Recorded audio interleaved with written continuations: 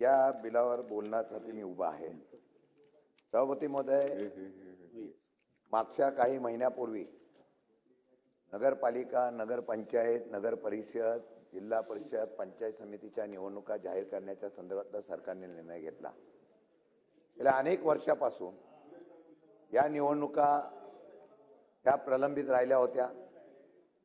त्यामध्ये कारण काय?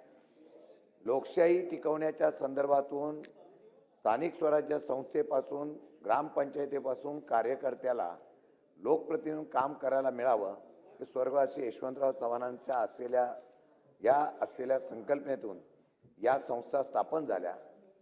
सभापती महोदय, वेळ जसा बदलत जातो तसे कायदे बदलत जातात आणि हे कायदे बदलत असताना 5 वर्ष काही ठिकाणी, 9 वर्ष काही ठिकाणी, 8 वर्ष काही ठिकाणी, कदाचित शंभूराजे देसाई इथे बसलेले आहेत नगरविकास खात्याच्या. सरकारच्या मनात पण नसेल ह्या निवडणुका व्हाव्या, कारण प्रशासक म्हणून 8-8, 9-9 वर्ष एवढ्या मोठ्या महापालिका कुठल्याही परिस्थितीमध्ये ताब्यात ठेवणं हे आतापर्यंतच्या महाराष्ट्राच्या इतिहासामध्ये पहिल्या प्रथमच झालं. आणि महापालिका नवी मुंबई वगैरे आता किती 7-7, 8-8 वर्ष झाल्या नाही ना निवडणुका. आणि त्या निवडणुका न झाल्यामुळे काय झालं? त्यांचं म्हणणं बरोबर आहे. बऱ्याच फिक्स डिपॉझिट काही काळ त्यांच्या बरोबर, काही काळ दुसऱ्या बरोबर, असं एकत्रित काळ मस्त आहे ते. कुठला नाही, तुम्ही नंतर मांडणार आहे ना, तुम्ही.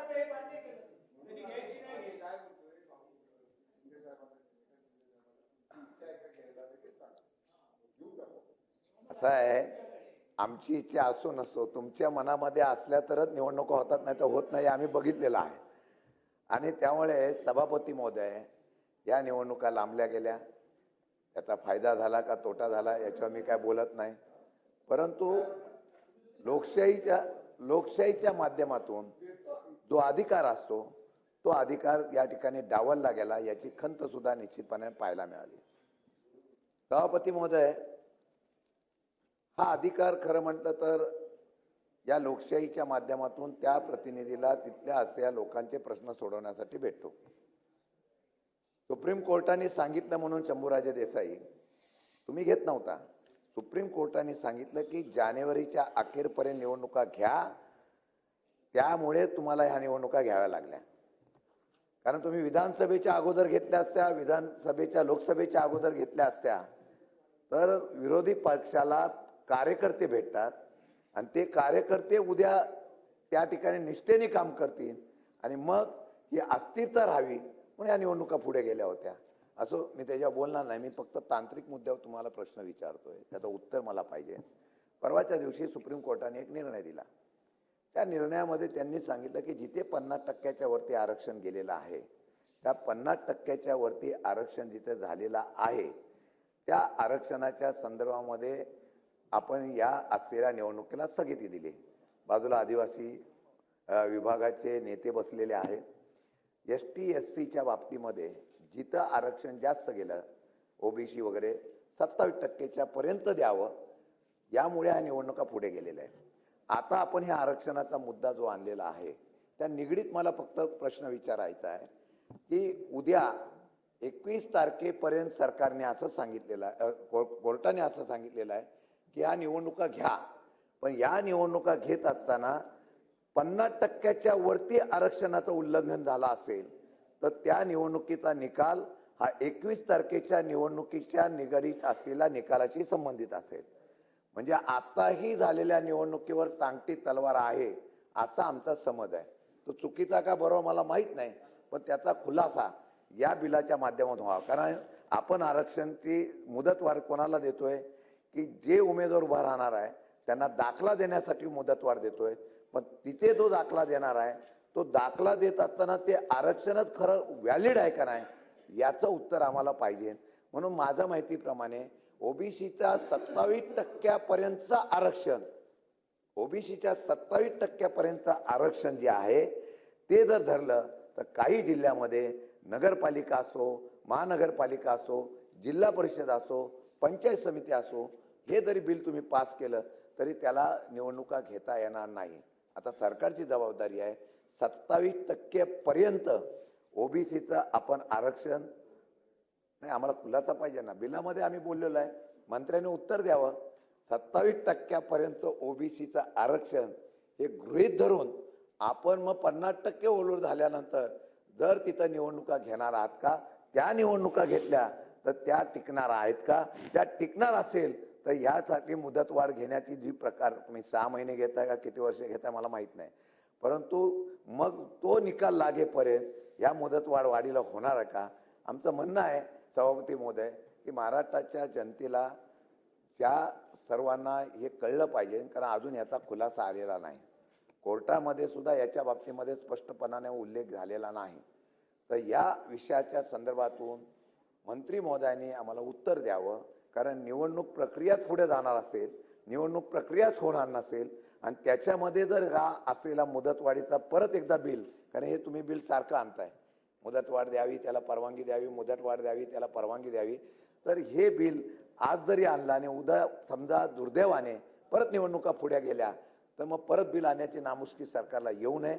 म्हणून आम्हाला खुलासा करावा की आरक्षण 50% वरती जाणार नाही ही सरकार खात्री देणार का, आणि 50% वरती आरक्षण गेल्यानंतर सुद्धा निवडणुका घेणार ही सरकारची ठाम भूमिका असणार का, आणि त्याला कोर्ट संमती देणार काय, एवढीच खुलासा द्यावा, एवढी आमची विनंती आहे.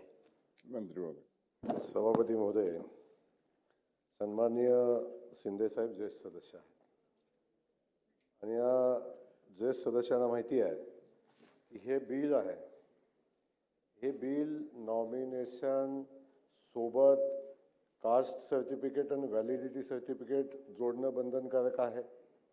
आणि आपल्याला माहिती आहे की रिॲलिटी अशी आहे की बऱ्याचदा जातीचं प्रमाणपत्र मिळतं पण व्हॅलिडिटी मिळत नाही आणि त्याला अडचण निर्माण होते. म्हणून जर समजा हे बिल आणलं नाही, हा ऑर्डिनन्स काढला नसता तर फॉर्मसोबत व्हॅलिडिटी द्यायला लागली असती. म्हणून व्हॅलिडिटी देण्यासाठी आपण 6 महिन्याची मुदत या बिलाच्या अन्वये या ऑर्डिनन्स आपण दिली आणि त्याचं बिलात रूपांतर करण्यासंदर्भातलं हे बिल आहे. याचा आणि त्या 50% आरक्षणाचा, याचा आणि कोर्टाचा, याचा आणि 70% आरक्षणाचा, या बिलाचा आणि त्याचा अर्थार्थी काही संबंध नाही. मी आपल्याला या ठिकाणी सांगतो की हे बिल हे फक्त नॉमिनेशन सोबत व्हॅलिडिटी देण्यासंदर्भातला विषय आहे. निवडणुका पुढे गेल्या तरी सुद्धा नॉमिनेशन ज्या दिवशी आपण नॉमिनेशन करू तिथून पुढे 6 महिन्याची मुदत या कायद्यान्वये त्याला उमेदवाराला मिळणार आहे. तेव्हा आपण बघितलं असेल की महाराष्ट्र ग्रामपंचायत अधिनियम 1959च्या महाराष्ट्र जिल्हा परिषद व पंचायत समितीच्या अधिनियम 1961 मध्ये मागास प्रवर्गासाठी राखीव असलेल्या जागेवर निवडणूक लढवण्यासाठी इच्छुक असलेल्या प्रत्येक व्यक्तीनं नॉमिनेशन सोबत कास्ट सर्टिफिकेट आणि व्हॅलिडिटी सर्टिफिकेट जोडलं पाहिजे, हे बंधनकारक आहे. आणि आपण ही परिस्थिती आपल्या सगळ्यांना माहिती आहे की स्थानिक स्वराज्य संस्थांच्या निवडणुकामध्ये मागास प्रवर्गाच्या आरक्षणासंदर्भात सन्माननीय सर्वोच्च न्यायालयामध्ये विशेष अनुमती याचिका 19,756/2021 ने सन्माननीय सर्वोच्च न्यायालयाने 6 मे 2025च्या आदेशात राज्यातील स्थानिक स्वराज्य संस्थांच्या निवडणुका 4 महिन्यात घेण्याचे आदेश दिलेले आहेत. त्या अनुषंगाने निवडणुका आता आपण चालू आहेत, आपण पाहताय. त्यातल्या पहिल्या टप्प्यातल्या नगरपालिकेच्या निवडणुका आता झालेल्या आहेत आणि त्यानंतर जी पुढची प्रक्रिया आहे ती जानेवारीपर्यंत संपवावी असं सर्वोच्च न्यायालयाचं मत आहे. अशा परिस्थितीमध्ये स्थानिक स्वराज्याच्या संस्थाबरोबरच जानेवारी 2021 मध्ये सार्वत्रिक निवडणुका झालेल्या 14,234 ग्रामपंचायती 5 वर्षाचा कालावधी जानेवारी फेब्रुवारी 26 मध्ये समाप्त होतो. त्यामुळे त्याही निवडणुका लवकर होणार आहेत. आता ज्यांचा कालावधी संपेल त्या निवडणुका लागतील. त्यामुळे वर नमूद केल्याप्रमाणे राज्यातील मोठ्या प्रमाणात स्थानिक स्वराज्य संस्थांच्या निवडणुका होणार असल्यामुळे राखीव जागासाठी निवडणुका लढवण्यासाठी इच्छुक असलेल्या उमेदवाराकडून वैधता पत्र प्रमाणपत्र मिळवण्यासाठी जात पडताळणी समित्याकडे मोठ्या प्रमाणावर अर्ज प्राप्त होऊन जात पडताळणी समित्यावर कामाचा प्रचंड असा मोठा भार पडतो. आणि या परिस्थितीमध्ये आपण बघतो की आपली जी व्यवस्था आहे या व्यवस्थेनं आपल्या सगळ्यांना व्हॅलिडिटी देणं शक्य आहे का, आणि जर व्हॅलिडिटी कुणाला मिळाली नाही तर तो उमेदवार निवडणूक लढवण्यापासून वंचित राहील, त्याला निवडणूक लढवता येणार नाही. आणि म्हणून